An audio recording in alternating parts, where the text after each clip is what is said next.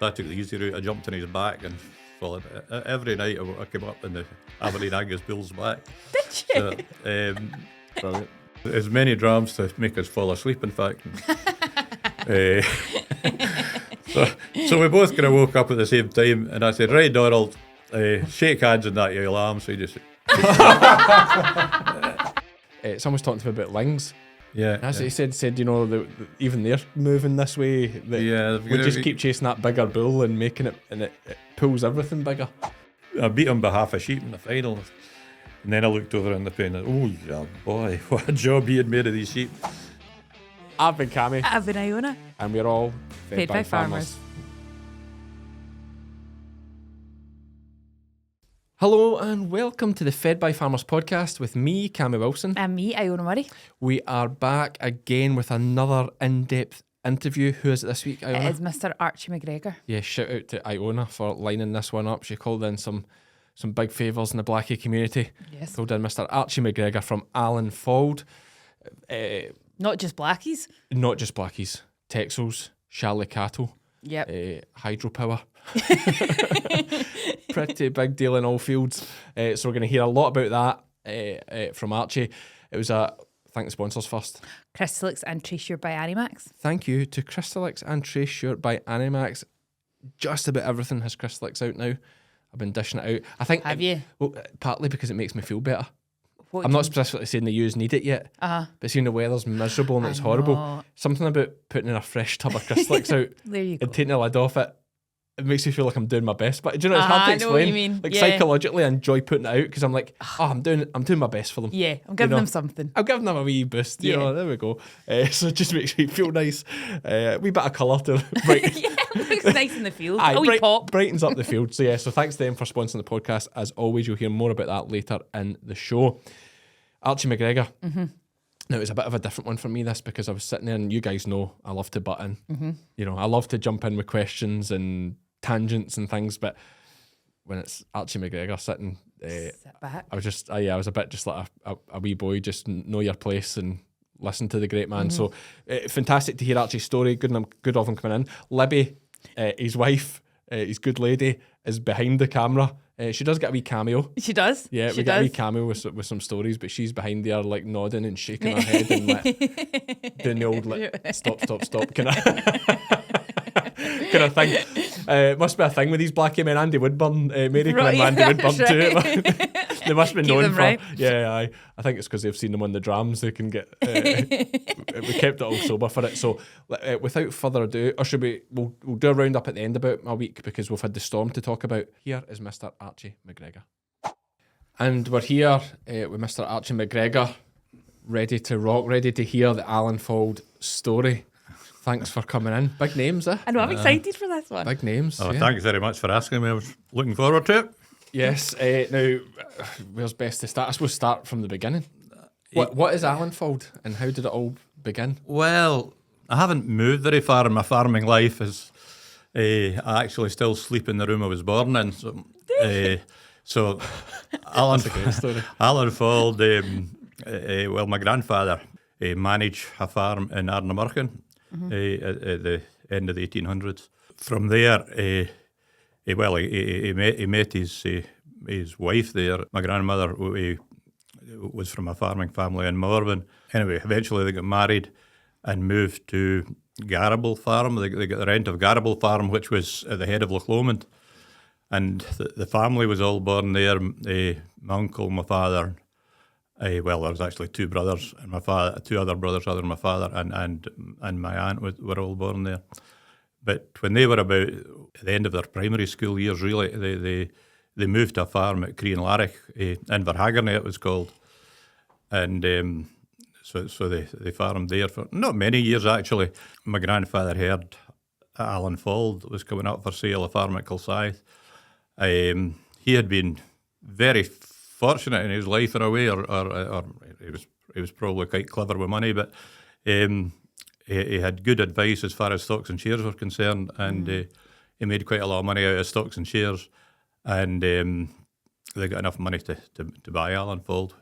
Allanfauld at that time was at 3,000 acres, and not much stock on it. Anyway, he decided he was going there. But by that time, my uncle was at university. My father was preparing to go to university. Hadn't any interest in farming, to be honest. My grandfather said he had to come home and work with him at Allanfauld. Now, they weren't long in Allanfauld when my grandfather and grandmother, they were Highland folk, and they hated Kilsyth. They hated Kilsyth, and they soon made an attempt to sell it again. But at that time, they were into the depression and just couldn't sell farms.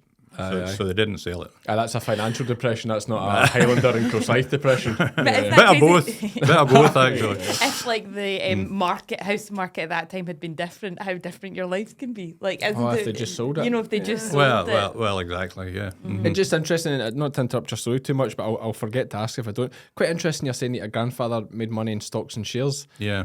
Because, I mean, that's going to be, what year are we talking here? This like the 20s or?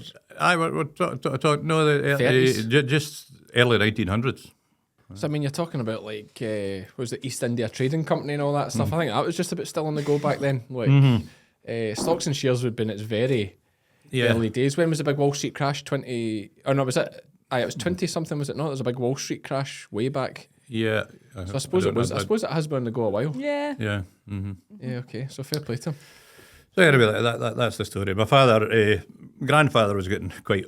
He was late getting married, and he was getting quite old at that time. And mum and dad, they get married. And my father married the local dairy farmer's daughter, and smart move. A smart family. Yeah. Smart. These men know how to make money. Anyway, 1936, my mother and father get married, and father really took over the reins at Allanfauld.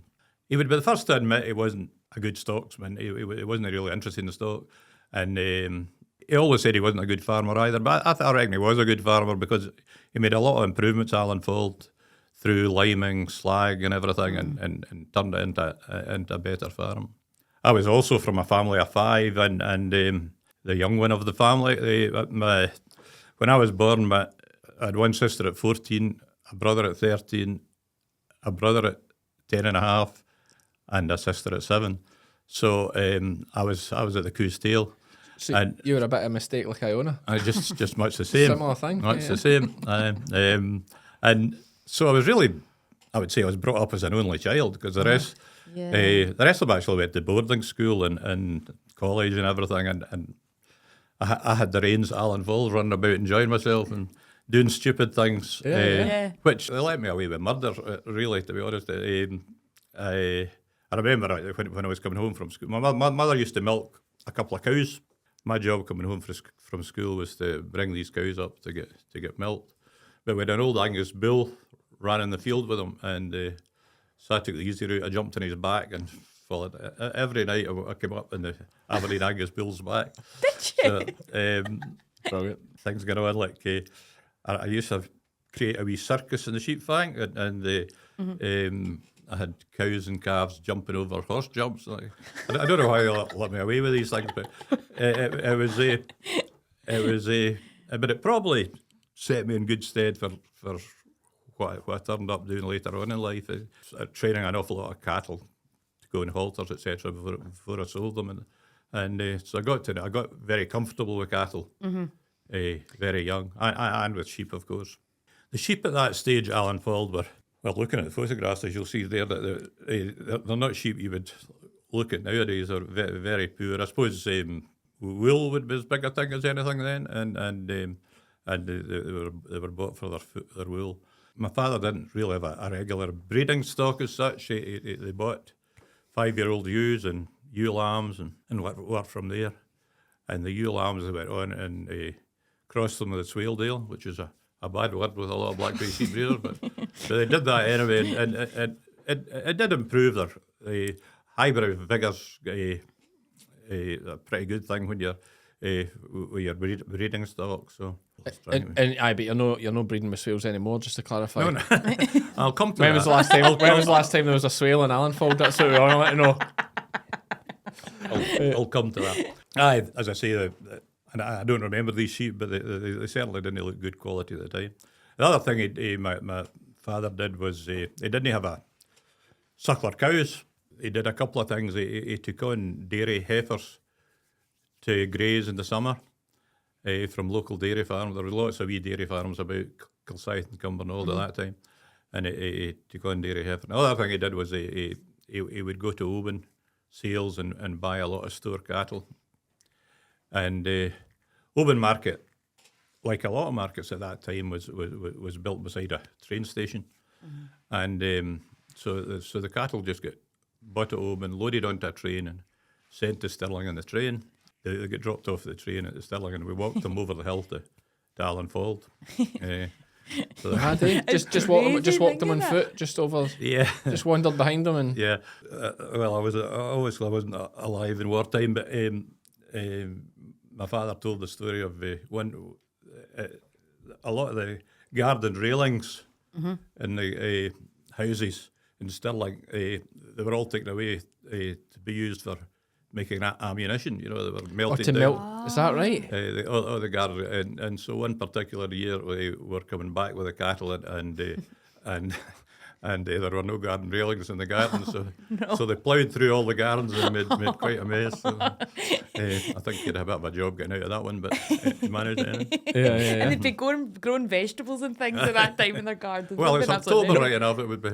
Oh, past the The harvest. tatties were lifted, it was alright. Tatties were lifted. It was being reploughed for next year anyway. What are you moaning about? Throw some seeds down, you'll be fine. Quite interesting you say that. I never heard that one before, that they were taking the garden fences down to melt it down for when they were needing steel. That's interesting. But anyway, as I say, my brothers were left college before I was into secondary school, really, and they came home and they had great ideas about doing things with pedigree stock. So did they all want to farm? Archie? Oh, yeah. What were they studying at college? Was it all kind of agriculture? Yeah. And well, I had two sisters as well. They were nurseries, but they finished up marrying farmers as well. But Donald had a wee note at that time in the 50s and 60s. Angus bulls were making a fortune, and they get really interested in blackface sheep. So Donald had a wee try at breeding Anguses, and both of them really started going up to Connaughton because they'd heard they had a good stock of blackface sheep. So we bought a few sheep from Connaughton over the years, and we used to buy. We'd got at that time they didn't try and sell their ewe lambs for breeding. We would got a lot of about 400 ewe lambs, and we could pick a trailer load out of them, pick 50 out of them every year. So that started to become the basis of a better stock. And by that time we weren't using trails. And it wasn't just Connaughton. We bought old ewes from Connaughton. We bought old ewes from Cairnyurn, from Gas, from Wheatshaw, Treloss. So they all were the base of our stock, and that was back in the 60s, really. I remember going up to Connaughton in the mid-60s, and Davy Cunningham was the kind of head shepherd at Connaughton at that time, and he had persuaded Neil McCall Smith to buy Tallest King. I think that was 1963 or something. 4,600, which was a fortune. But Tallest King was a tremendous shape of a sheep. Not a type you would look at nowadays, because he's quite white-faced, quite brocket of his face, but he was a terrific carcass and great bone in him.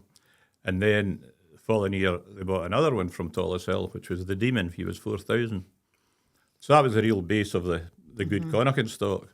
And so we were up there every year and looking at this. And we learned so much from Davy Cunningham, Sandy Patterson. Lots of folk in the blackfish breed we were buying stuff from that helped us in their way. Ben Wilson, Treloss, and the Kays at Burncastle and Gas. At that time, when we were sorting blackie tups, you filed the whole horns, shearlings as well. What do you mean, like shape to heel thing with a file? Yeah. You know how rugged a blackie sheep's horn was. Aye. Well, everybody got a buff out and filed it down. Really? To like smooth, like so it'd be more like a Highland coo, like a smooth. Well, a smooth horn. Aye. It supposedly made them look better, but I don't think it really did. It'd be so slippy for holding them. That'd be a nightmare. Interesting. If you were stuck there holding it while they were sort of, well, Yeah, get the oil on. The grinder. Aye. that was the biggest job, to be honest. I bet back then it'd just be an old hand, like a rasp, like a wood file, I take it. Was it like a kind of rasp type thing you're just walking away with? But Yeah, wouldn't have been well, I did start with that, but the drills come into force too, Right, you know, okay. where you're the sander and the drill doing it as well. Crystalyx Extra High Energy feed blocks have been providing high energy supplementation to ewes, lambs and rams in the UK since 1978. Packed full of protein, vitamins, minerals and trace elements, Crystalyx Extra High Energy has been proven to increase live lamb numbers and improve lamb daily live weight gain at a cost of only 4 to 7 pence per ewe per day. To view the full Crystalyx range and find your nearest stockist, visit crystalyx-global.com. how much was Allanfauld bought for away back then? It was 16,000, I think. £16,000 for 3,000 acres. Yeah. It's brilliant, isn't it? Inflation's amazing. And we bought a 200-acre. Father bought a 200-acre farm in Crystalyx in 1966, I think it was. A lock, stock, and barrel for 13,000. And I mean, it was just It's probably unbelievable. It's amazing. Aye. That was 60. Aye, so that would be your father bought that. yeah. Oh, it's incredible. Like the way it's. I'm hoping it keeps going that way. Then it'll look like I paid pennies for mine. Yeah, exactly. It usually does, actually. You usually think you've paid too much for land, and it sorts itself out eventually, doesn't it? What's the thing everyone says? It's only dear the day you buy it. Yeah, well, exactly. After that, it's just going up in value. But Yeah. so you've the two bits together, but all runs under Allanfauld, I take it. Aye, well, what's the several stock bits over the years, but Allanfauld was 3,000 acres when we bought it, and by the time we split up in the early 90s, which we'll come to, it was 4,000 acres and it had 4,000 ewes and it had 300 suckler cows. Going back to the blackies, first real success we had was we went to Stirling with first of all, we bought a tup from Connaughton for 300, which bred very well with us, and we went to Stirling with 3 tup lambs off them, and we got £1,000 and 300 for these 3 tup lambs, and that was 1972, which was a big boost for us really at that time. It really made us very enthusiastic about the job. Following year, Midlock sold a £3,000 one off them. And that was at Lanark, and that was the dearest sheep Midlock had sold at that time. Wow. Okay, that's good. Yeah. Yeah, I give you the boost. Again, they were all out of virtually bought-in ewes. You know, we hadn't really developed a stock by that time as such. And the same happened in 1978. We had a good tup lamb, and we went to Lanark with him. Well, if you look at a photograph of him now, you'll not think he's a good tup lamb. He was a good tup lamb at his time, and we get 10,000 for him, and that was the first 5-figure tup at Lanark. Again, he wasn't really homebred because mum was one of these Connaughton ewe lambs I said we bought, and his dad was a 3,200 Midlock. So they were still getting the credit because it was bought in cheap as such that you were. Was this back in the days when, like John had said, where Lanark had an A and B ring? I think they had 3 ranks for lambs at that time. Is that right? So you'd have been working your way up the ranks. Obviously, that would put if you weren't already, that would put you in the Premier League. I think we were in the first ring by the time we sold the 10,000 one right enough. Right. Okay. Yeah.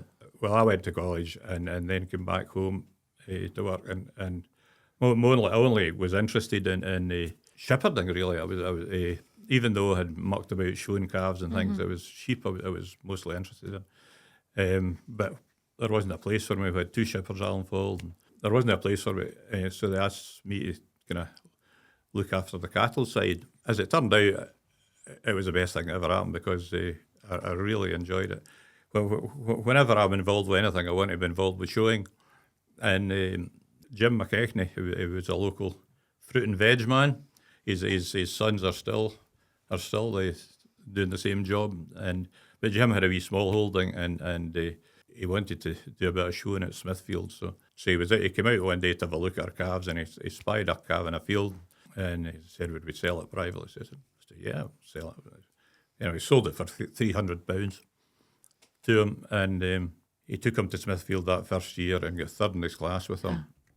but he didn't sell him. He brought him home, and he had a fantastic summer with him the following summer, winning a lot of shows with him. But then he came out in the spring and said, I quite fancy another calf. So anyway, we sold him another Charlie Cross calf, and he was out and back and forward during the summer, and I'd put a kind of field of show calves together to sell at the market, and he said, would you come down and help me at Smithfield? I said, I'd love to come down, Jim, but if I got another calf here I fancy, could I take it as well? Could I add it to your team and take it down? So that's what happened anyway. In that year, 1976, we took these 3 calves down to Smithfield. The calf he bought from us was Fizz, the second one he bought. It was Baby Champion. We were reserve Baby Champion with the one I took down. And the one they got the year before was Senior Champion. No way. So we actually had the top 3 steers in the show.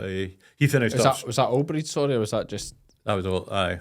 Is Smithfield just, and I know Smithfield was like the thing all the time, because I listen to Andy Fraser and he's always talking about Smithfield, but it was like a prime stock show, was it? It was like It was a prime stock show, aye. Yeah, so for anyone not totally understanding that, you're talking about like looking for a good carcass, you're like a butcher's type thing you're looking for.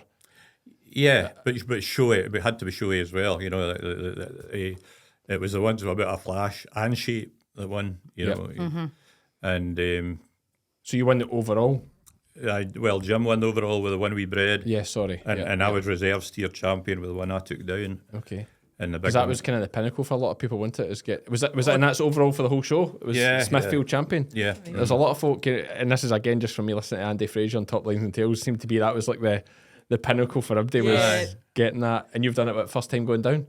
I know it wasn't yours, that's true, but it was yours. It was yours, but it wasn't. Okay. Aye. You've spoken to James Nisbet as well. He's very enthusiastic about the fat stock showing as well. So, so that really got us very, very keen on showing. And back to my young farmers days, actually.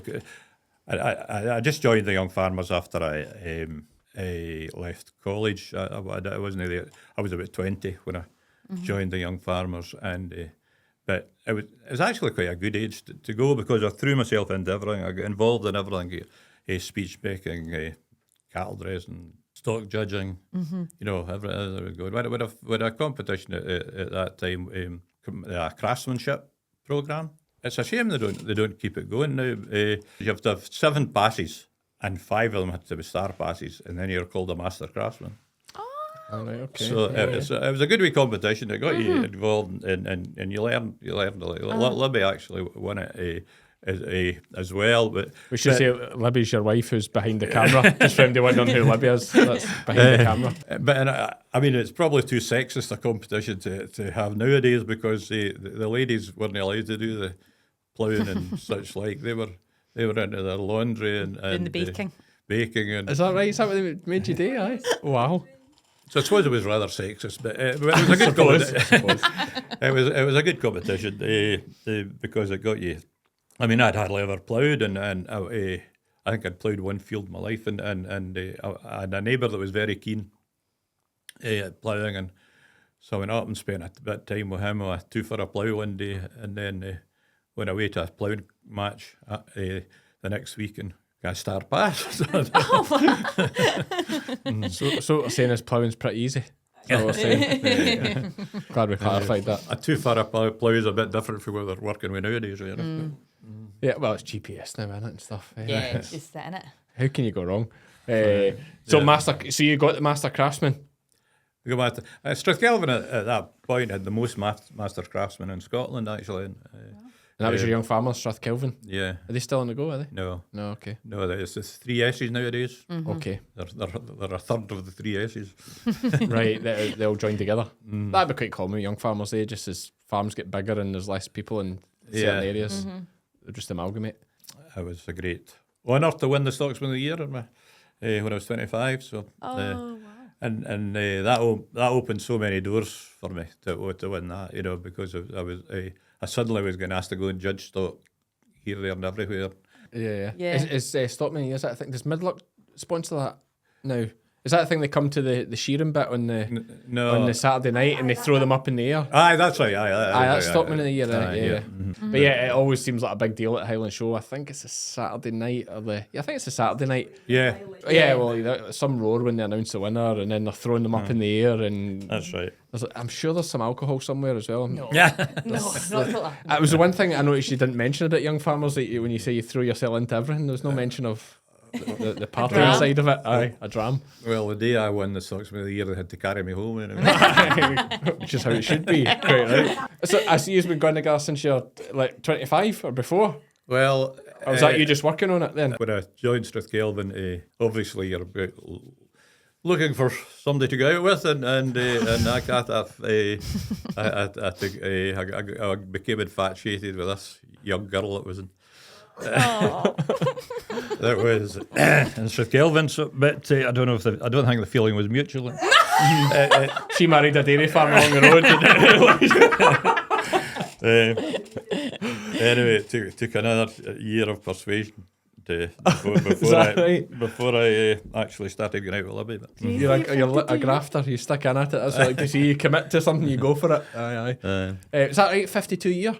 next year, actually, we'll have been in Allanfauld for 100 years, and we'll have been 50 years married. So big party Big somewhere. party. Yes, sounds good. Sounds good. So I've detailed you there, but from obviously you're 25 at this point. Libby's helped you win Stockman of the Year. Keep me right. Yeah, she was very pregnant when I was Stockman. Yeah. Was that right? You were married at that point then? I said you get engaged at 21, so you'd get married. You wouldn't mess about. It wouldn't be like me. I'm thinking about a 5-year engagement for me, but back to the farm, judging all around the country. Yeah. And another thing we did when we were in the Young Farmers was we would go on a farm walks and things, and we had a farm walk down to a farm in Kilmarnock. Bill Weir, Wheat Rig, who was a very well-known dairy farmer at the time in Ayrshire cows. But when we went down, he had a small herd of Charlie cattle. He was meaning to come out of them to sell them. So that got my mind ticking, and so the next night, two brothers, my father and I, went away down and bought his Charlie cows. So that was the start of the kind of Pedigree Charlies. And there was a bull calf at foot running, and Jim McKechnie, he had really taught me how to dress cattle, how to show them well, and all the rest of it. I've had this calf for the next February bull sales. Never been with a bull sales.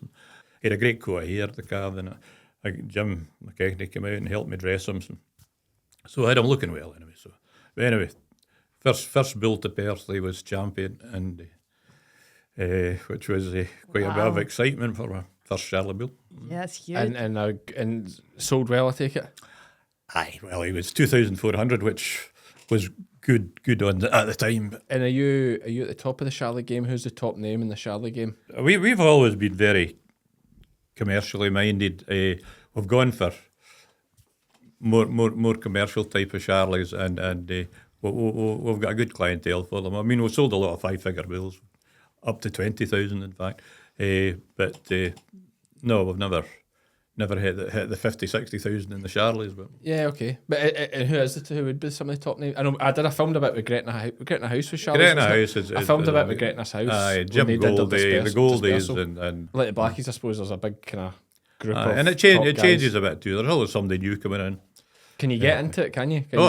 Yeah, okay. If you produce the goods, you'll get a price for it. And Charlies will be like whenever, obviously we've now got the farm, we're thinking about cattle. No, Charlie comes up a lot because it seems to be you can't beat a Charlie calf when it comes to like a store, selling store. Would that be about right? Are they the top? Aye. Are they always hitting the top prices, Charlie calves? Yeah. Okay. Just because of weight gain, size? Yeah, and grow. I mean, the buyers know that they're going to put on a lot of weight. Yeah.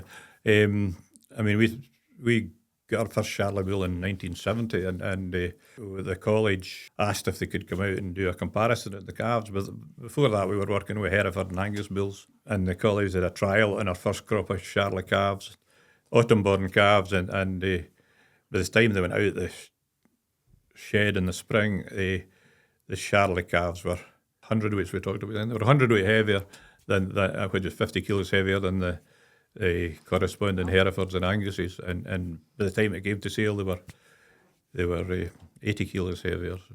Yeah, okay. So it was quite a big advantage. But what's the bad thing about Charlies? Well, calving, yeah, but we made it worse with the types of females that we're using. The types of females we had in the 70s were Irish black and blue grey cows, which was often Angus bull and out a dairy shorthorn cow, and these cows calved great to the Charlie. We never put them into calve. I would wait a torch during the night to see if they were all right, but very seldom ever calved one.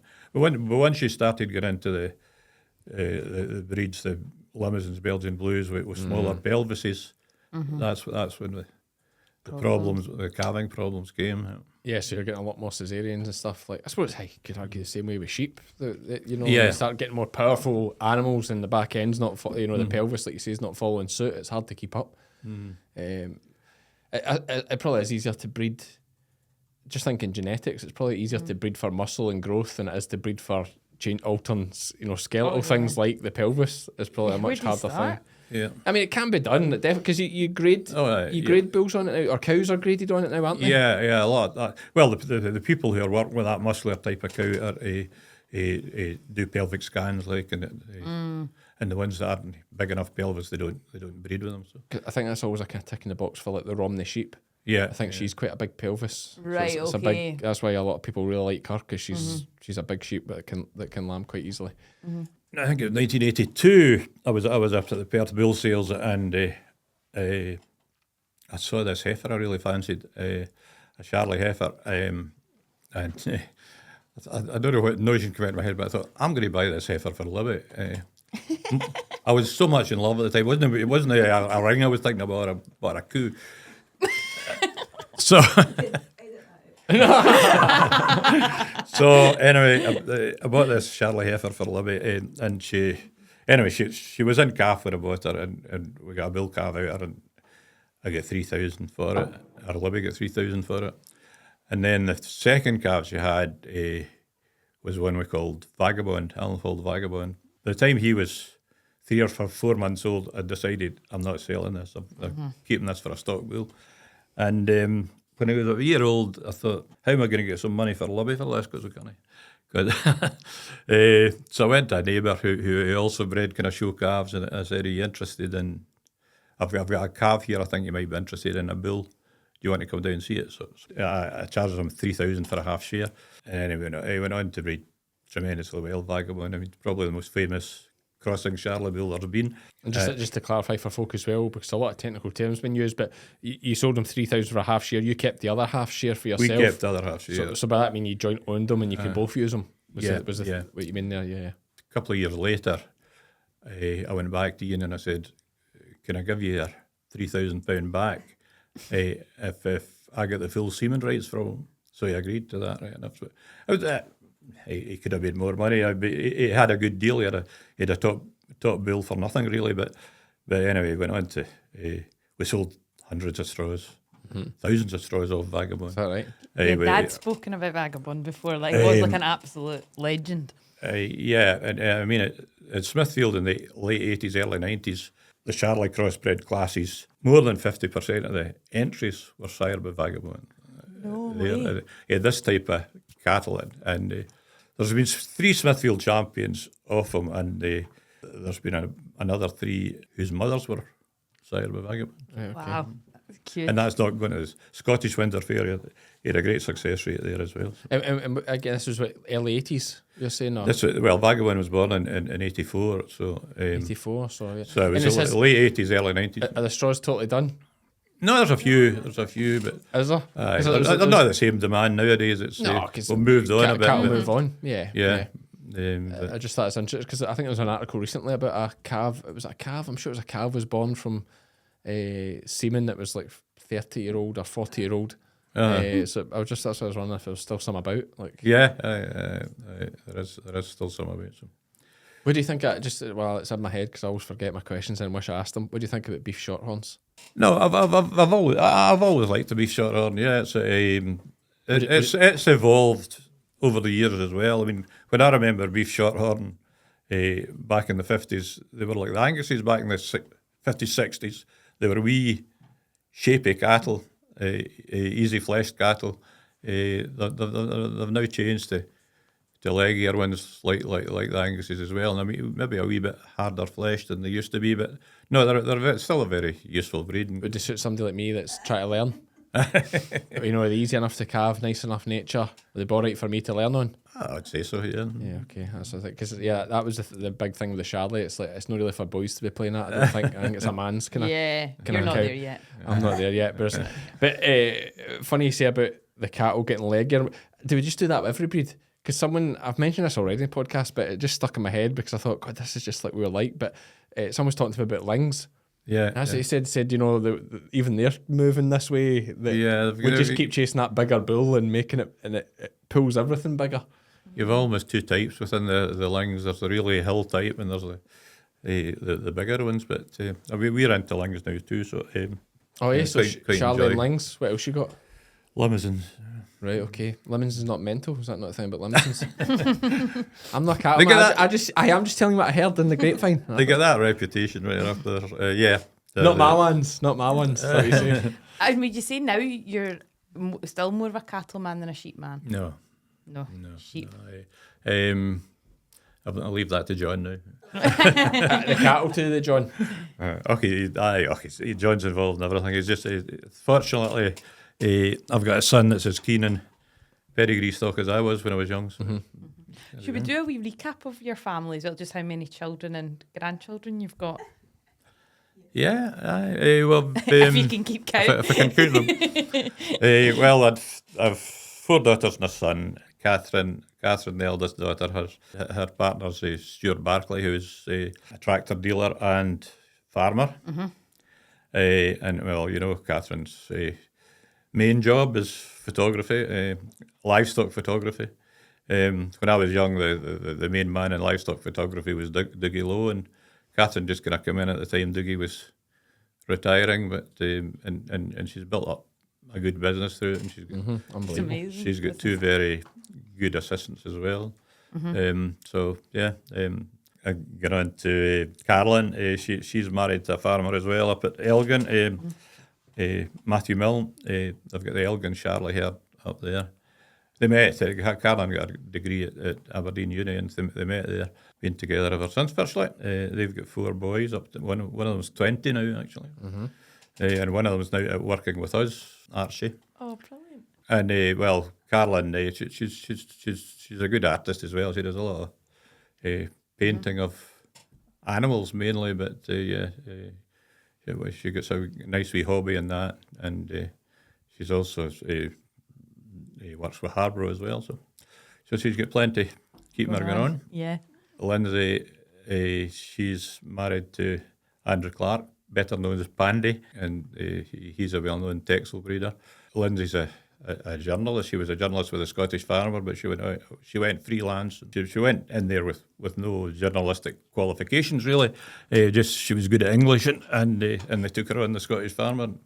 But she's recently done an Open University degree in journalism and creative writing, and so she got an honours degree in that. John, he's working with me, of course, and he's married to Bryony, who's an Arcadian.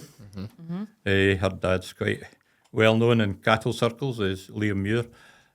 We get a visit from him quite often at bull sales. He comes down and stays at bull sales, and we managed to demolish a bottle of whiskey or 2 while he's there. Mm-hmm. Quite right.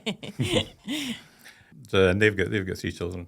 The youngest, my daughter Moira, did hairdressing, but she's doing an Open University course at the moment too, and psychology. Her husband is Tim, who's he's a contract stocksman actually. He was a stocksman for Andrew Burnett, Pedigree Limousines. He got a very good reputation there, and he's a contract stocksman now. And with the cow's feet. That's agricultural contract. Hoof GP style. Like it. He'll be driving a Lamborghini in no time. Just watch this space, I tell you. He'll buy Allanfauld. And I think we kind of skimmed over a wee bit as well, just while we're on the family subject, as you said about when you split it up with you and your siblings. So how did that work? Because you said your sisters and that they were quite keen on the farming. So how do you end up sitting as the youngest? How do you end up sitting in Allanfauld? In Allanfauld, well, we bought the Dyke farm in 82, I think. Dyke farm, which complemented Allanfauld pretty well. This is the same Dyke that sells the deer blackies? And yeah. Okay. His brother. Oh, right, I didn't know that. There we go. Well, previous to that, going way back to the 50s, he bought Burnhead farm, and the simple reason he bought it lies between Allanfauld and the Dyke, really. The reason he bought it was the guy that was in it was infamous for sheep stealing, but they could never prove it. So Dad went up one day and offered to buy the farm for him. So get rid of him. So anyway, that's how we came about. They finished up being the three main steadings when we split up. Allanfauld land ran across the top of Burnhead and the Dyke. I mean, when my brother Donald was in Burnhead, there was a shepherd in the Corrie as well. The Corrie was the most westerly Allanfauld Herschel, but it actually ran above Burnhead farm. We could work it, getting run along with Burnhead. It got to the stage we were actually working as three separate units. My brother Donald, I should go back to that actually. My brother Donald died in 1978 at 39. Just with a young family. Duncan eventually, he was only 14 or something when his dad died, but he went to college or uni actually and got a degree at Aberdeen, and then he came back in the mid-80s. So we all worked together but separate, if you know what I mean. So is it one big like one bank account, all one business? All one business. And another good thing my father had done, he'd formed a family limited company. Okay. With this, Duncan McGregor Limited.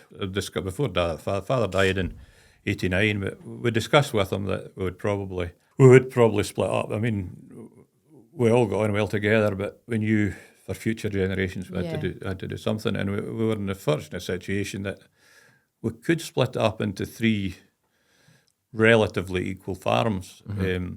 That's what we did in the early '90s, and it was. Into three limited companies. The accountant managed to work it so that Duncan kept the name of the original company because it was Duncan McGregor Limited, and I became A. McGregor Allanfauld Limited, and Jimmy became GR McGregor Dyke Limited. We divided up the stock as equally as possible. Dyke took the better blackies, is that right? Oh, without a doubt. No, actually, the Allanfauld Herschel stayed intact with the blackies. The Bray Head Herschel, which was the Herschel Jimmy had herded when he was before he bought the Dyke, and the Corrie Herschel, there was enough blackies in it too. But Jimmy wanted some of the blackies from, rightly so, from the Herschel he had looked after. So we split up the kind of stud ones of the Bray Head Herschel and Jimmy got them. Quite nice that you managed to split it three ways, like you say, quite amicably and keep it all. Because it is a difficult thing, like succession.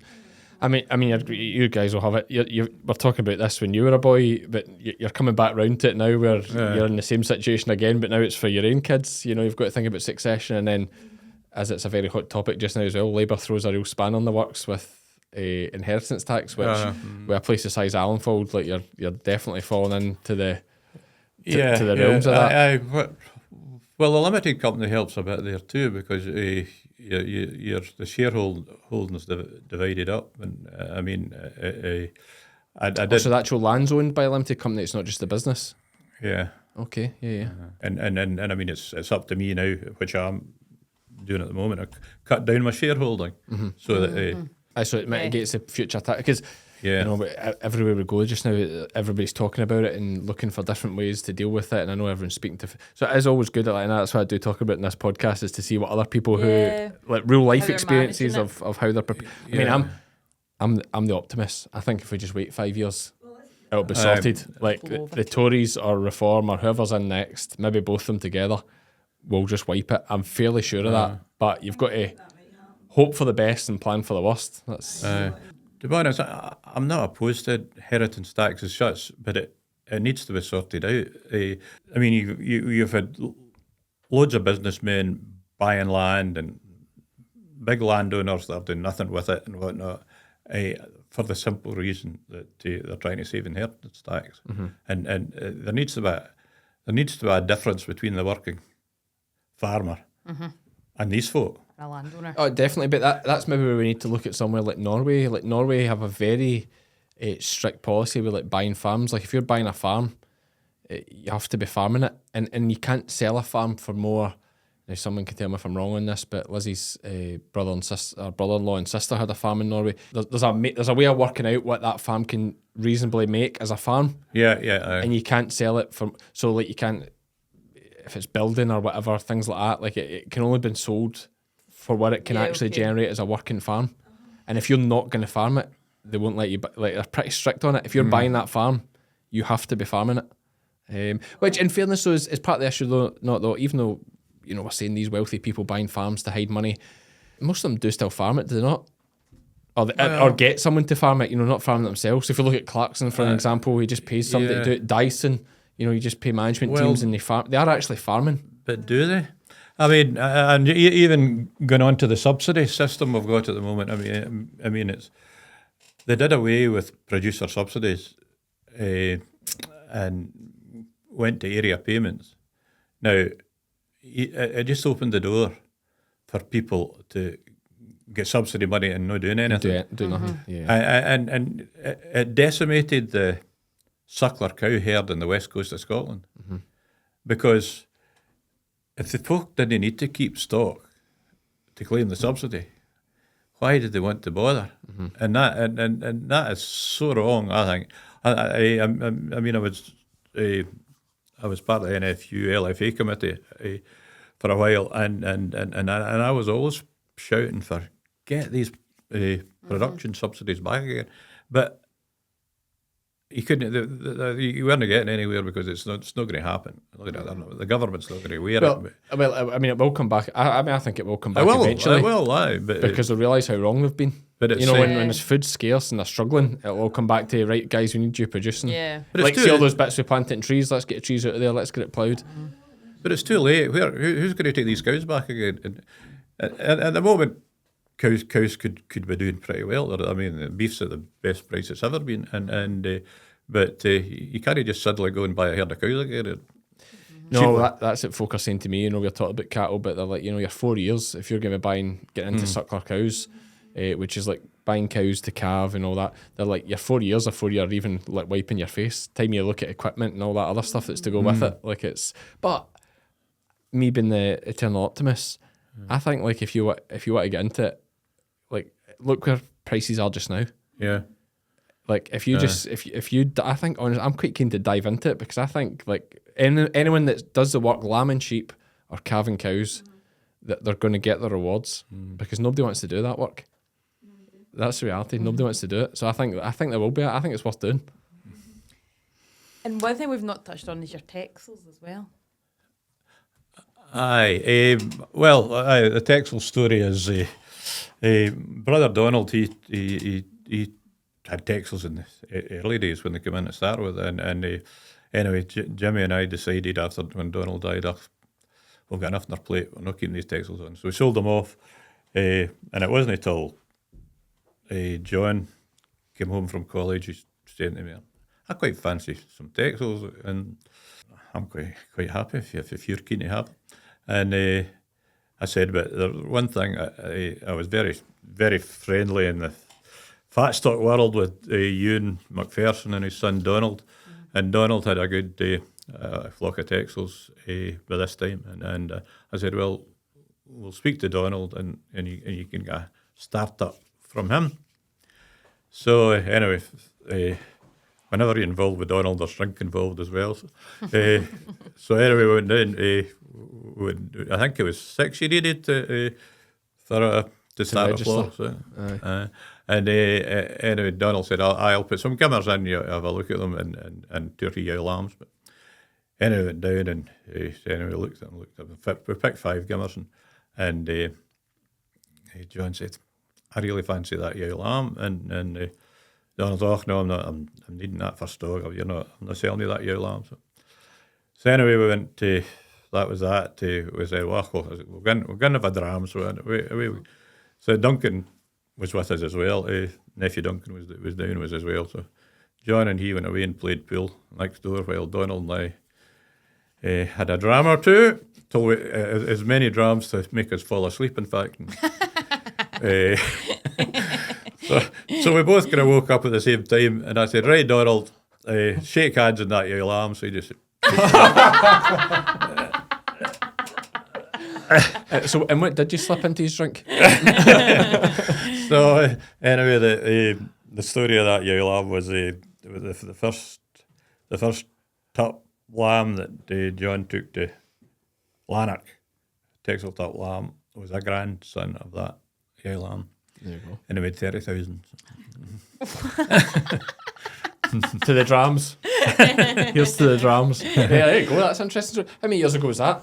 Not so many. That's not so many years ago. Just early 2000, 2001, yeah. maybe two. Yeah. Vagabond had was our greatest achievement in the cattle side. Well, Sergeant Pepper, he came along in 1986.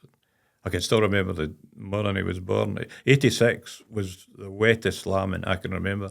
Relentless rain, and he came in depressed every day.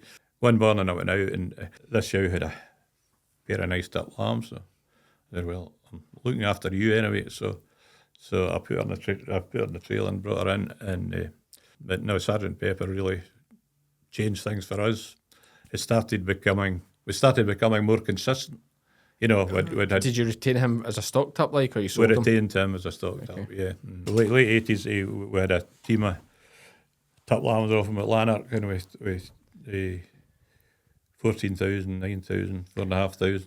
It's kind of, it sounds, I would just wonder, what's the name of the top your dad, your dad's sheep were off of this year? Is it Titan or something? Titan. I wonder if your dad says the same about that. Top.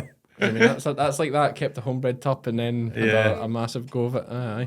So right. Sergeant Pepper, yeah. But that in the late 80s, like that. Yeah.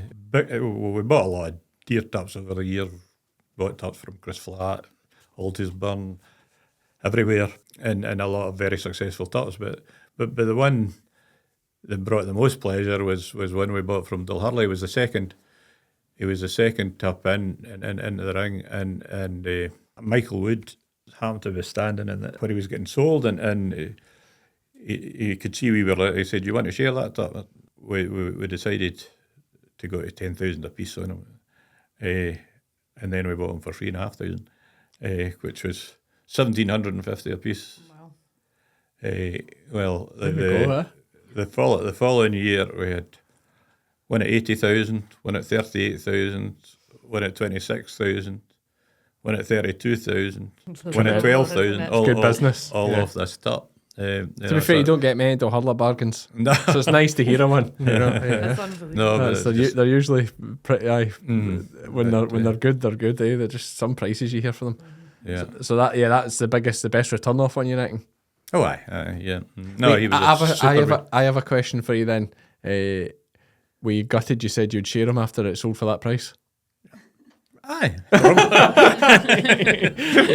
I can imagine you'd be just like, fuck, I could have done No, myself. because then they would have been bidding against each other. Well, it could have been a lot more rare. Actually, had them, it'd have been fine. But no, aye, that's true. Aye, it would have been dearer. You're right, because you're both in for it. Aye. Oh, we've had a lot of fun out of the Blackface breed. There's great characters within the breed. For sure. This ritual we have of going round and looking at tops beforehand, and the social side of it is very good. I mean, we've gone down to visit Muirkirk since long before your dad was actually selling tops. But we bought from Andy at Netherwood, 4,000. I remember. We bought one from Nether Wellwood, where Hugh and Jim were at that time, for 1,600. Coming down to Muirkirk every year, having a good laugh. Yeah. Oh no, the Blackie. It is. They all sit like the parties of the Blackie folk. Yeah, they are great. They often get a good mention on this podcast here. You know, we do a wee bit about Cheevits now and again, but we do always come back. Iona always brings us back round to the Blackie world. But Blackies are Texels for me. No contest. Blackies it is. You're doing the badger faces as well for a bit. Yeah. You're out of that now, aren't you? No, that was just a wee bit fun. Try anything once. There's a question. You remember the morning Sergeant Pepper was born? Do you remember the morning John was born? It was actually the same year as Vagabond was born. Do you even mind the year? I was going to say, 1982. Yeah, I remember the year because it's the same year as Vagabond was born. But did you have mobile phones then? Like, no, exactly. So when how would you be able to tell them? I actually did my judging, and John White was actually my steward, and I said, John, I could do with getting a phone to find out how Libby's getting on. Had you went into labour before he left? I just knew she was the other bit. Aye, it's a nice story. Look at it; it's fun now looking back. So I finished up a chap to door to a council house and asked if I could use their phone. Like. Is that right? God, honestly, see, thinking back to, I mean, obviously, I went up through school with no mobile phones. It just came in really as I was getting towards the middle and end of high school. But even thinking to things that I do, like shearing contracting or scanning, like thinking about how late I run so often. If that was back when there was no phones, at least I can say to them, I'm going to haircut. There must have been folk just standing waiting for days for folk to arrive. Yeah. It was so bloody hard. Or maybe people stuck to their time. Oh, you need, I don't think so. You'd need to shear the sheep, then go in the house to use the house phone to phone the next guy. And we're very lucky that way. When you're talking about shearing, we were a bit like you too. They like Donald, Jimmy, and I used to go doing a bit of contracting. Didn't make a fortune out of it, but it was good fun. Took part in the young farmers shearing. At that time, the young farmers was the winner of the Blackies against the winner of the Cheviets. It's Blackies and Mules now, but it's the same. They still do it, but it's Blackies and Mules. Well, I won the Blackies, and I thought, well, I'll have a fair chance for the overall. I didn't know who the guy was I was shearing against, and anyway, I beat him by half a sheep in the final. And then I looked over in the pen and, oh, yeah, boy, what a job he had made of these sheep. And it was you'll heard of Geordie Bain. I definitely heard of Geordie Bain, aye. So he was the one that... Geordie's a man. Beat me. Yeah, oh, that's fair, losing to him. But, it's like me losing, it's basically the equivalent of like me losing to Hamish Mitchell. Okay. It's a similar idea. Yeah. But I'm never within half a sheep of Hamish Mitchell, so I'd say you're doing better, to be fair. I did. So you never got your hand on the silver handpiece? I never, but actually, the best I ever did was in the Open. The Open, it was a blackface year in the Open, and Jim Hamilton, who was a shepherd with us and went to college with me, we both competed in the Open that year, and he finished up second, and I finished up fifth. So that was our fifth in the Open. Fifth in the Open. Better than I've ever done. That's pretty impressive, actually. That's pretty good. Well, I don't know if there's as many good shearers there or not, but thanks. it was quite. Just saying what she's yeah. It's competitive. I've got the first time my sort of claim to fame is the first year I made the national final. Like there was 6 in the final. Obviously, 3 of them were world champions. Oh. Yeah, okay. You know what I mean? 3 of them were world champions. Then it was like me and Archie and Stuart Davidson. It was like just the wee boys. 3 world champions. Then it was like I think the commentator even mentioned us once because after the first sheep we were out of it already. But for that. So, but we've covered the big achievement. We've got very conscious of the time because we could sit. You've had such a obviously long and fantastic life in farming. But we've got your Vagabond's a big achievement in the cattle. Won't be topped. You're a Charlie, and Charlie's your favourite breed. We're happy with that. You're president of the Charlie Society as well. I've been president of the Charlie Society. I've been president of the Blackface Sheep Breeders too. And Blackies, of course, and Sergeant Pepper's the top achievement there. You've sold some, obviously 30,000, John, for that. What is your top price, Texel? What did you top? What did you top a couple of years ago? It was the Blackies, maybe you got 100,000 for a Blackie a couple of years ago, was it? Aye, well, that's funny. Or was that a Texel? I can't mind now. No, it was a Blackie. It was Blackie. Funny, going back to the $3,500 to Hurley, we sold all these off him, but we kept one to use, and we called him the Strike. Okay. And the next year we sold 130,000 off him. Right. Okay. Off the son. So is this just a few years ago? What year did you say that was? I feel like it was only a couple of years ago. It's not long ago. It's not. Yeah, 2 or 3 years. So 130,000 off of that. Yeah. All coming back from when you bought for 3.5. 3.5. Yeah, fantastic. 1,750 in fact. Yeah, that's true. Share. That's how you make money. That's That's anybody can do it. That's impressive. I wish it was always as easy. Yeah, that is. I can see why he's your favourite then. Because I remember I must have been at that sale or something because it does stick in my head. You were. I remember. It's only 2 or 3 years ago. I think. I remember he coming to the pen and annoying me. It could be like everybody else does. Aye. Oh, I just there was not an amazing like family photo. We'll put it up and watching YouTube because obviously Catherine is going to get the best possible photo. But I'm sure it was a lovely photo. It was like in the front page of Scottish Farmer and all that. Most foragers don't supply sheep and cattle with enough cobalt, copper, iodine and selenium, critical to digestion, immunity, reproduction and growth. When it comes to supplementation, there's a danger of under or oversupply. But when bolusing with Animax Tracesure, you can be sure every animal has enough for up to 6 months in one single application. Animax, giving what it takes. We've a wee waterfall beside the farm, and my father always said we should be making some money out of that, producing electricity for the farm with that. And it was nothing I was ever done, and it was always something that was going round in my head. And then out of the blue, somebody came in to say it's all right if we have a walk around the farm and look at the possibility of a hydro scheme. But then a couple of years later, a guy that was with that company came in and said, I think there probably is a hydro scheme. We could go and look at it. So he came out and went up, had a look at it. I knew Alan had a wee hydro scheme, and I phoned him up and I said, he says, it's Tim Copeland for Glen Hydro, Blair Gowrie. They did our one, and so I contacted Tim, and we worked out this 350 kilowatt hydro scheme. And so anyway, it went ahead just in time actually, because the tariff rate was really dropping fast, and we managed to get in the nick of time. And how many years does that lock in for? 20? 20.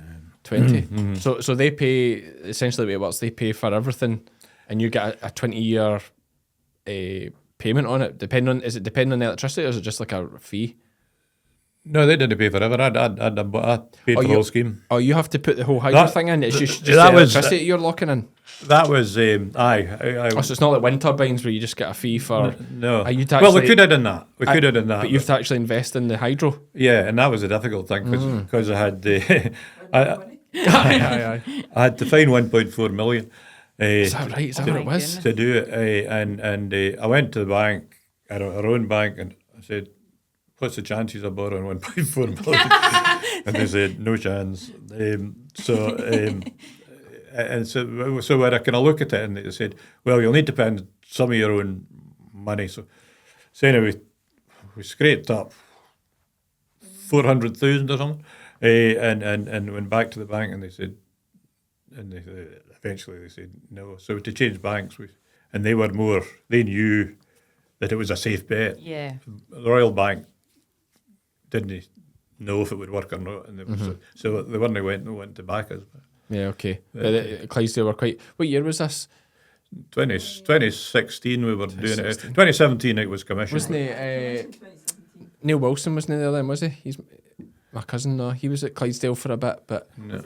I don't know if he was head agriculture at HSBC, but he was at Clydesdale before that, I'm sure. But I just wondered if he'd be involved in that. But then maybe wouldn't it be so much to the agriculture side, a thing like that, would it? Well, it was. You're borrowing against the farm, I suppose, aren't you? Mm-hmm. So, your farm's your equity, I suppose, to take. Yeah. They say I will borrow you the $1 million, but we're going to hold the 3 million at the farm as safety. Yeah. We could have paid it off in about 7.5 years, but I thought it was going to make us tight working on the farm and try to pay that off at 7.5 years. So we took over a 15-year.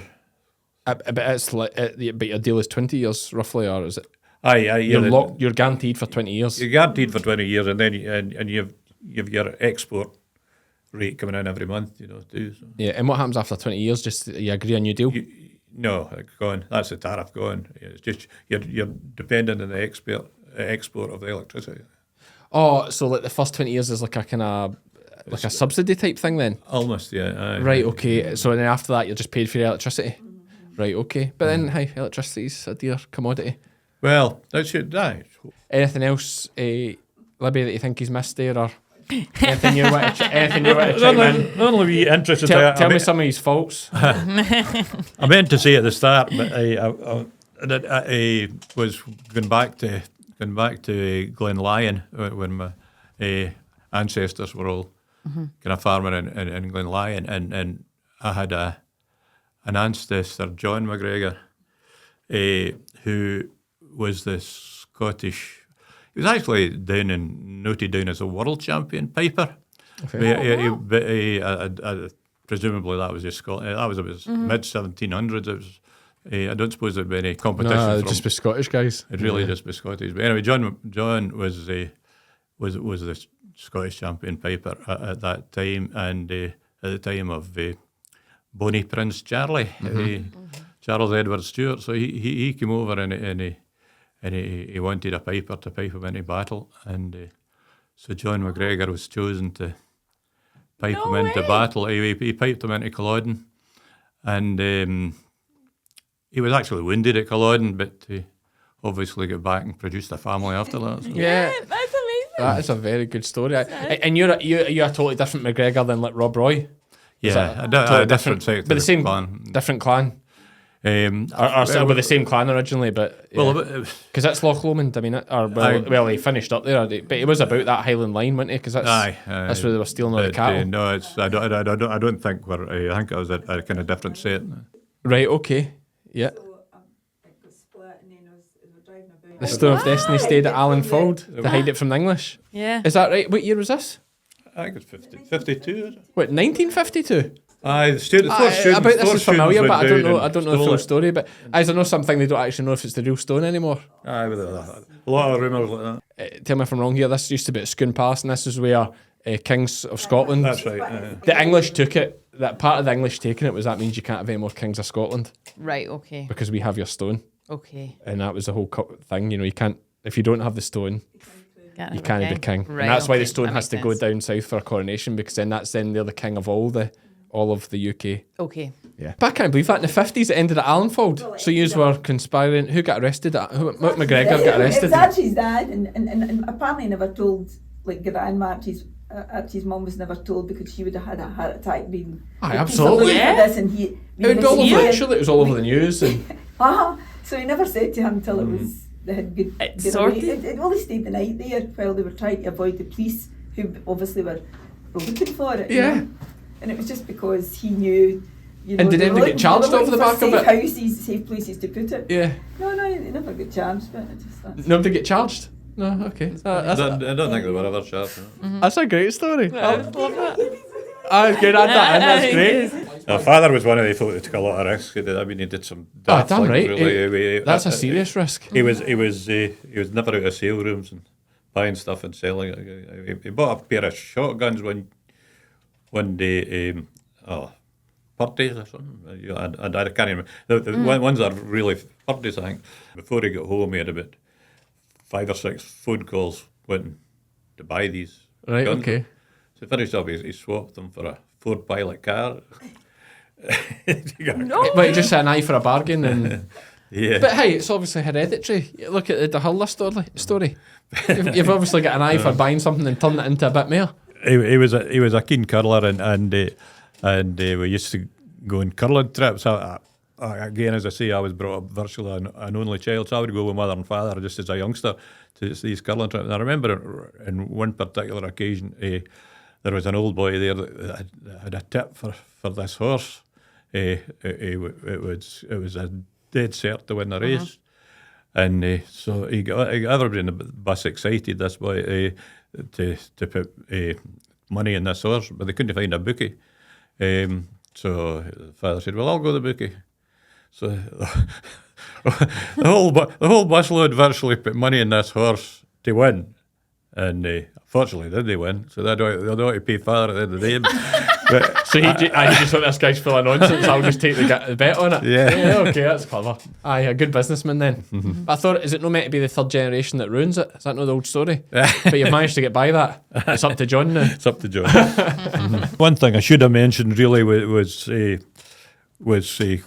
where the Blackie breed's going. Get into it. And the Blackfaces has always been the enterprise that's been most money for us, and so I would never change from them. There's been a few mistakes made with breeders over the years. I've always been one to have the commercial basics right to start with. They've got to have good skins, good bodies, good leg, good bones and whatnot. People get kind of carried away with fancy heads. I would say a big muzzle is a definite, no matter what, whether it's cattle, sheep, whatever. You want this big muzzle. But there's freaky heads that do the breed a lot of harm because of the horns. A great big horn, and these horns that come back into the side of the face, it's actually put so many folk off buying the weather lambs because they don't want the hassle of having to cut horns. And I mean, I finish quite a lot of weather lambs. I buy quite a lot of weather lambs to finish, and I mean, most of them nowadays aren't too bad, but the damage is done. The damage is done. The reputation's gone. It is, and we spoke about it in a previous project, and I see going about scanning. I use places like Arran. Arran used to be like all Blackies. There's a lot of Cheviots there now. A lot of folk moving to Cheviots. And there is that kind of thing of, once you go Cheviot, are you going to come back? Probably not. Probably not. Especially if you still sell store lambs. Like if you're selling store lambs, that white face, tight skin. You just need to hold you said it, you hold the premiums up. What are the weather Blackie lambs selling for? What are the weather Cheviot lambs selling for? And you compare them, and there's a huge difference. In the sore ring, but there's not such big difference in the fat ring. There's not. Yeah, there's no difference really if you've got the right type of Blackie, if you've got the conformation right. Well, somebody like Iona's dad carrying his through the winter, and he's the same. Yeah. They'll make more money. They'll be selling their lambs at a far better average than the man with the Scotch mules and Texel lambs. Ken, I'm selling my lambs at 130 quid whenever it is. See, this year, you're up at 180, 190, £200 for Blackie weathers come the spring. Like, I can see it going that way. It's Billy Welsh who's big in it, but I think last year we got to about beginning of March and he hadn't sold a lamb. He had 1,400 still to sell. And if you can carry one of your Blackie lambs through, you're laughing. You're the winner. But if you're in that job of selling them store, that's where you feel the pain a bit. But it can be salvaged. There's some big, strong-bodied lambs at Lanark this year. What I should have said was we couldn't have done all we've done at home without the good staff we've had over the years. Yeah, and my father, he depended a lot on his staff, and ever since his time, it's been the same as well. I mean, I think there's been 5 employees at Allanfauld had long service medals since it started, so including David Kinloch that's with me now. He's been 37 years with us. Tremendous. So, we've a lot to thank the staff for as well. Yeah. Now, after this, I'll speak to you about finding good staff because I struggle. So we can get your tips on that. But no, it speaks to you guys as well, and obviously the kind of work environment that you have at Allanfauld. And hey, the success, isn't it? It's massive. Nice to be chipper when you do the job right and things go well. It's pretty impressive. Now, we finish everyone with a quiz. Did you know this? No. We have a leaderboard here. We're due to reset it, actually. We're coming up in nearly a year of the podcast. I think we're going to reset it. But we have a quiz here, starting from down at 2, all the way up to 12 there. So... It's general knowledge, completely random. Can I just say it's hard, actually? It is so hard. It's 2 minutes on the clock. You can pass as many as you want, and to see how many you can get. Right, here we go. Let's go. And we're going in 3, 2, 1, go. The phrase hit the sack generally refers to which nightly activity? Going to bed. Yes. Who was the first member of Take That to have a solo UK number 1? Robbie Williams. Gary Barlow. What is the common function of the human body's respiratory system? Common function? Yep. To breathe. Yes. Andrea Gassi was an American star of which sport? Tennis. Yes. The Zhou dynasty is the longest standing dynasty of which modern day country? Zhou? Yeah. African. China. What is the surname of Phoebe from the TV show Friends? TV show. TV show Friends. You can just pass Phoebe. if you don't know. No. From where do the elements uranium, neptunium and plutonium take their names? Uranium, neptunium, plutonium.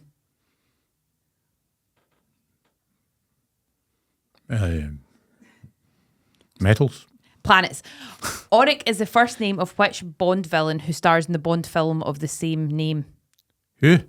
Auric. Auric. First Bond film. First name of which Bond villain who stars in the Bond film of the same name? Don't know. Not sure. Goldfinger. Author Gustave Shoulda known Flaubert achieved major success with which debut novel that tells the story of escaping French... Sorry, who was the name? Start of that? Gustave Flaubert. Author. Novel tells the story of escaping French provincial life. Pass. Madame Bovary. In 1973, which company launched the world's first handheld phone? Nokia. Motorola. Gary Brooker is the lead singer of which English rock band? I don't know that. Pass. Procol Harum. Campbell and Aylesbury are domestic breeds of which bird? Duck. Yes. Rory McIlroy is a famous name in which sport? Golf. Yes. Which group had a 1987 UK Christmas #1 with Always on My Mind? Oh, should know that. Pass. Quick, another Sir one. Ed Davey Time. became Time. leader. 5. Hey, solid. That was a real tough run there. No, but I just have to, because for my own amusement, can you read the third question out to me, please? What is the common... No, not the third question. Hang on. Read the fourth question. You answered it straight away, which is amazing. Andrea Gassi? You answered it straight away. I'd have been like, what? What? Andre Agassi. Andre Agassi. I don't know. Say it again. Andre Agassi.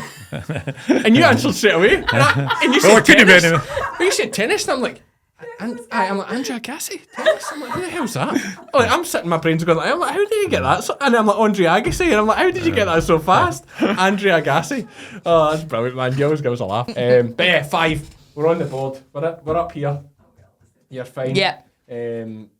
Yeah, don't worry. It's brutal. It's too. I want it to be more like the Chase next time. Do you ever watch the Chase? I always think those questions. Yeah. I like those questions better. But listen, Archie, thanks very much for coming in.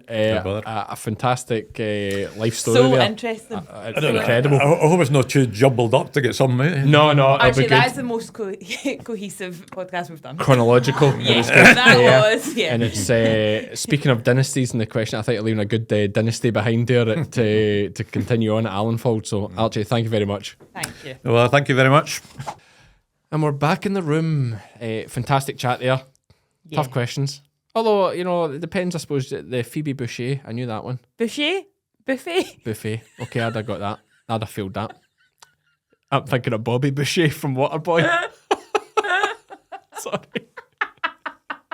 Bobby Boucher. Phoebe Buffet. Bobby Boucher. No, that's a different film. My mama says, yes, coach, I'll do that for you. That's Waterboy. Have you ever seen Waterboy? No. Adam Sandler. No. Great film. Adam Sandler annoys me a wee bit. Yeah, but he has iconic films. Happy Gilmore, Waterboy. Okay, I'll watch Waterboy. What's the one that they're at school?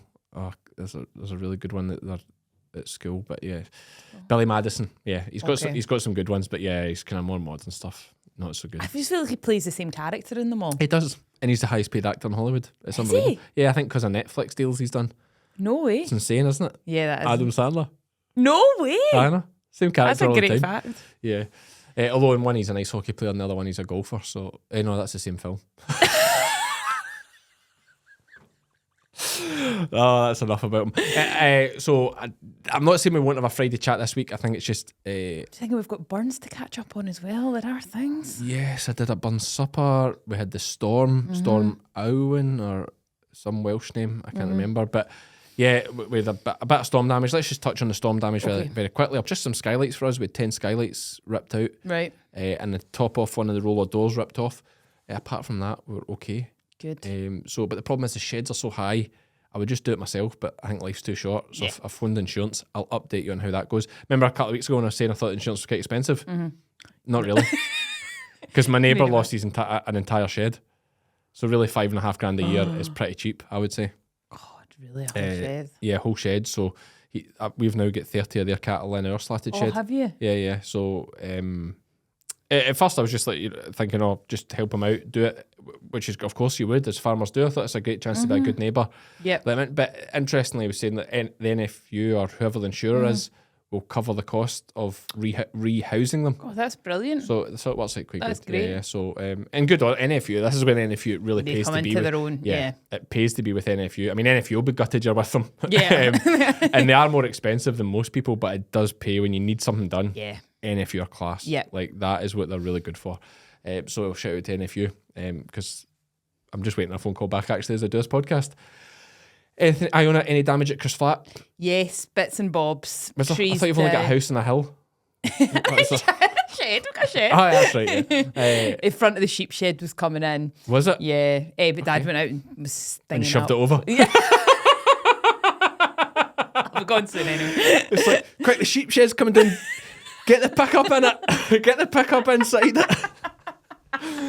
That's that old joke about when the hay shed was on fire. It was burning that fast I hardly had time to get the tractor in to get the equipment inside it. But yeah, okay. So and did they shore it up? Yes, yep. Okay. Mainly just trees and stuff. But yeah, nothing major. Lucky. No, that's good. Anyone near you you'll be inland enough? It maybe wasn't too bad. Yeah, Quite sheltered. A lot It of is. bits. We've got the hill and things, so we're not out to the Yeah, elements. yeah. Like I think down Airway and by the coast it would be worse. Yeah, some bad. And I saw Andrew Farm Theory in Ireland lost a heap of off one of his sheds, like absolutely obliterated. Ireland, I think, got it worse than us, but weirdly, it was just through the central belt of Scotland mostly. I think there is other bits got it, but central belt got it really hard. And we are quite exposed where my farm is. It does sit in a little now. So I mean, it was terrifying. Like we went out just to check that nothing had caved in the sheep or anything like that, and because I want anything to be smothering or No. any problems like that. Because if worst case, I could open the back door and let them out Yeah, and just let them sort go. it later. But no, everything was fine. But it was terrifying. Like the wind was howling at a fearsome rate. Everything you didn't have enough eyes in your head to watch where's the banging coming from. Is someone No. going to fly across it? Because there's sheets lying all over the yard from the skylights and whatnot. You were meant to be in a ferry tire, Aaron. Yeah, well, that was next morning. Oh, I thought you were going over No, on Friday. Friday Right, was meant to be okay. Angus's operation. So that's That's another thing we haven't right, talked about. that's Angus was right. meant to be getting that thing cut out his nose on Friday, but they phoned to cancel that, which is fair enough. I don't expect for non-urgent procedures. I don't really think nurses and doctors should be risking themselves coming into work Yeah. or whatever. If it's not necessary, and there's a risk to us as well, so you're just causing Absolutely. greater risk. Because I think sadly there was a boy died in Mauchline from a tree falling in his car, which is a prime example of why just don't go out, don't risk just don't it. go out. And that's what I said. There's nothing that can't wait 10 hours. Like Uh-huh. stock can be hungry for 10 hours. Of course it can. Okay, cows need milked, etc. and stuff like that. Yeah. I understand that Yeah. totally, but generally like cattle and sheep and whatever, they can wait 10 hours. Yeah. Yeah. You know, they'll be absolutely fine, and that was my take on it. It's just Mm-hmm. to hell with it, just wait. Anyway, so we didn't get that operation, so that's neat. It worked out well because I'd taken that day off anyway because we're supposed to go out to Queen Elizabeth, so I had no scanning booked in, so it came. That worked, yeah. It worked good because I would Yeah. not have liked to be out and scan that either. No. And it blew my wee trailer over. Probably would have actually blown that wee trailer away. So yeah, for by that needs to be rescheduled. We then were delayed going to Arran with the burn supper, which went down an absolute storm. It did Tam O'Shanter. It was good. I'm going to set myself the goal of doing Tam O'Shanter at the. I don't know what the biggest burn supper, but I know the First Minister's burn supper is quite a big one. Right. Okay, So I'm you're gonna going to see- go for it? I'm going to see who I need to network with to Get you doing it? do the Tam O'Shanter at the First Minister's burn supper. I wonder who'd be in the room, who'd be invited to that kind of thing. I don't know. The Second Minister. Probably. But yeah, I don't know who goes That's to those exciting. things. But I saw a guy do it one time. And I just wasn't a big fan of it because I'm really fussy. Like I don't like. I'll go down a thing here, but better not. But I like Should've it. just Like done I a listen. Friday chat. Well, look, I listen. I know, but I listen to Elaine C. Smith doing it, and I Right. love Elaine C. Smith. Do you know who Okay, she is out of no. Two Doors Down? Oh, yeah, I love her. She's so yeah, funny. she's great. She's brilliant. But like, so much of the Tam O'Shanter is English. Like they don't say the words in Scots, so they're doing Robert Burns, Okay. but they say the words in English. Right, Rather than- okay. rather than in the actual Scots. Scots. Yeah. And when I'm listening to them, like I love Elaine, fantastic, Yeah. well done. It was still a very good Tam O'Shanter, of course it was. She's a great actor and what she's a performer. But like it's just the wee things as a purist. I'm like, that's not how you'd say it. Yeah. You know, yeah. That's not what we're saying, Ayrshire. That's not right. You know, because I'm guessing she's Glaswegian, and it's just very different to Ayrshire, particularly Muirkirk, Cumnock. I would probably say is the most broad Scots part of Ayrshire. Yeah. Can I think anymore? No, Cumnock especially, they still speak a lot of broad Scots, which is fantastic. But it's a simple one. The one that always gets me, even folk doing Tam O'Shanter, and that's the last thing I'll say on it. I know folk are sick of hearing about It's a bit where they talk about Tam and he's in the kirk and he's watching the witches dance and all that. It's a bit, in English it's, and thought his very eyes enriched, because it's Tammy Glower, the amazing cues, blah, blah, blah. He's just like, oh, he thought his very eyes enriched, because he's loving what he's seeing. But the way you say it here is like you'd say thocht. You'd say he thocht his very enriched. You'd say een for eye, so he thocht his very enriched. But like, everyone reads it as like, and thought his very enriched. Oh, it's it's thocht. It's one of our best words. Yeah. Like my father used to say it all the time, like always say Did he? thocht. Oh, aye. Okay, I thought that. You say I thought that. And that means I thought that. Yeah. I thought that. Aye, you wouldn't have thought that. Yeah. So you wouldn't have thought that. You'd say you wouldn't have thought that. Yeah. So like we say it all the time. So like it's just such a to me it's a beautiful word. It's so like guttural. Yeah, and, like, it's so thocht. Scottish. It's so Scottish. Thocht is just it's just one of the words I really, really like saying Yeah. and I love. Is I always think when you're doing Tam O'Shanter, it's thocht. Thocht is very enriched. Anyway, that's my bit on it. God, I love it. I'm passionate about it. I like seeing you talk. Yeah, I get right into it. Like it's so good. Anyway, had a fantastic burn supper at Lumlash Golf Club. Thank you, everybody. It was very kind, very nice, and I'll hopefully be back next year. Will we wrap it up there? Let's wrap it. Did you have anything else to tell me before I wrap it? No. Flat out with the massages. Play with massages. Get booked in, folks. I cooked the haggis, nips and tatties. I saw that. Did you? For Rachel. Yeah. Yeah. Looked all right, actually. It was really nice. Actually looked very good. It was really delicious. Didn't mash the carrots and napes up too much. No, just I a wee didn't. bit. I like a wee bit of bite in them. When you've got a smooth mash, I think Okay. you want a wee bit of a bite in your... Bit of texture. Yeah. I'm not against that. Yeah, No, it's good. But you've kind of mashed them. Oh, aye. Like I've got the masher in there, but I'm kind of crushing them. We're talking napes and carrots and napes. We mix them together for the haggis, and it's amazing. But and that's what we're talking about. Napes is turnips. Yeah. Yeah. So you just give them a Just wee mash. crush. Aye, just kind of crush you with don't- the mash. You don't I don't push to the bottom of the pan. Push for it to come through. Aye. I just Right. crush and Like it's doing still garlic or delicious. something. You just Aye, okay, aye. and it just leaves it nice and Wee bit of a bite I to like it. it. How did you cook your haggis? I boiled it. Did you do it in the oven with the tray of water, like heat, like we said last week, or No, I just did it pot water, wrapped it in tin foil into the pan and boiled it. okay? And it'd be quite moist at that. It was delicious because I was going to fry it off after because I thought it'll be that kind of soggy way, and but it wasn't. So good on I you. Just yep. Fantastic. Right, well, it'd be great to catch up again at Iona. I don't know why I'm saying that. Sorry, I know it's so professional and weird, isn't it? I just love it. It's so professional and I just weird. love it when you say things like that at the end. It's obviously like your mind's one step ahead, just about wrapping it up. Like last week when you said, "Great to see you." Great. Thanks for having me. Thanks for having me. It's good to get it. No, I have been Cammy, I've been Iona. and we are all fed by farmers. Welcome to the podcast where we're harvesting humor, planting delight. Join us, Iona and Cammy. Let's have some fun and